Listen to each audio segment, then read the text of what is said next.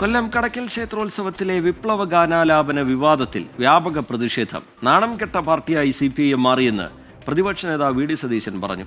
കടക്കൽ ക്ഷേത്രത്തിലെ വിപ്ലവഗാന വിവാദം വിശ്വാസത്തെ വ്രണപ്പെടുത്തുന്നതെന്ന് NK പ്രേമചന്ദ്രൻ MP പറഞ്ഞു. ക്ഷേത്രങ്ങളിലെ മാർക്സിസ്റ്റ് വൽക്കരണത്തിന് ദേവസ്വം ബോർഡ് മൗനാനുവാദം നൽകിയിരിക്കുന്നുവെന്ന് ഹിന്ദു ഐക്യവേദി കുറ്റപ്പെടുത്തി. കാണികൾ ആവശ്യപ്പെട്ട പ്രകാരമാണ് വിപ്ലവഗാനം ആലപിച്ചതെന്ന് ഗായകൻ അലോഷി യാദവ്.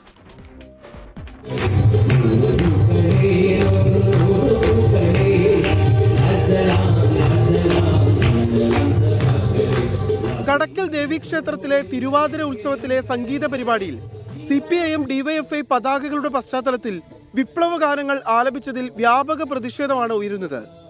കേരളത്തിലെ CPIM എന്താണ് കാണിക്കുന്നതെന്ന് ചോദിച്ച പ്രതിപക്ഷ നേതാവ് വി ഡി സതീശൻ ഇത്തരം പരിപാടികൾ നടത്തുന്നതിലൂടെ BJPക്ക് CPIM വഴിയൊരുക്കുകയാണെന്നും ആരോപിച്ചു. നാണംകെട്ട പാർട്ടിയല്ലേ ഇത്? നാണംകെട്ട പാർട്ടി. അവിടെ അതിൻ്റെ പേരിൽ ഒരു സംഘർഷം ഉണ്ടായി. BJPക്ക് സ്പേസ് ഉണ്ടാക്കി കൊടുക്കുകയാണ് ഇവരുടെ ലക്ഷ്യം. അമ്പലത്തിൽ പോയി ഇത് ചെയ്ത് അവിടെ സംഘർഷം ഉണ്ടാക്കി BJPക്ക് സ്പേസ് ഉണ്ടാക്കി കൊടുക്കുകയാണ്. ക്ഷേത്രങ്ങളിൽ CPIMന്റെ ആധിപത്യം സ്ഥാപിക്കാനുള്ള ശ്രമമെന്നും ഇത്തരം പരിപാടികൾ ക്ഷേത്രോത്സവങ്ങളെ മലീമസമാക്കുന്നുവെന്നും NK പ്രേമചന്ദ്രൻ MP.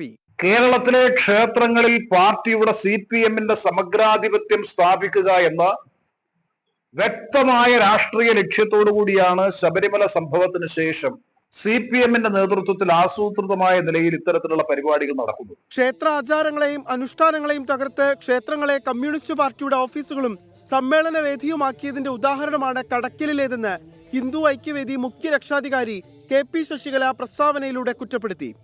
തന്റെ പരിപാടികളിൽ വിപ്ലവ ഗാനങ്ങളും ഉൾപ്പെടുമെന്ന് പരിപാടി ഏൽപ്പിച്ചവർക്കറിയാമെന്നും ഗാനത്തിനിടെ DYFI പതാക സ്ക്രീനിൽ വന്നതിൽ തനിക്ക് പങ്കില്ലെന്നും ഗായകൻ അലോഷി യാദവ്. അത് നോർമലി അവിടെ 10 ദിവസം നീണ്ടു നിൽക്കുന്ന പരിപാടിക്കായിട്ട് അവർ പ്രത്യേകം സെറ്റ് ചെയ്തിട്ടുള്ള വാളാണ് പിറകിലുള്ളത്. അതിന് ടെക്നീഷ്യൻ ആയിരിക്കണം.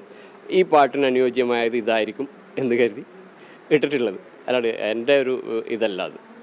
ക്ഷേത്രങ്ങളിലെ രാഷ്ട്രീയ പ്രവർത്തനം അനുവദിക്കില്ലെന്ന് വ്യക്തമാക്കിയ തിരുവിതാംകൂർ ദേവസ്വം ബോർഡ് വിജിലൻസ് SP-യോട് റിപ്പോർട്ട് ആവശ്യപ്പെട്ടു.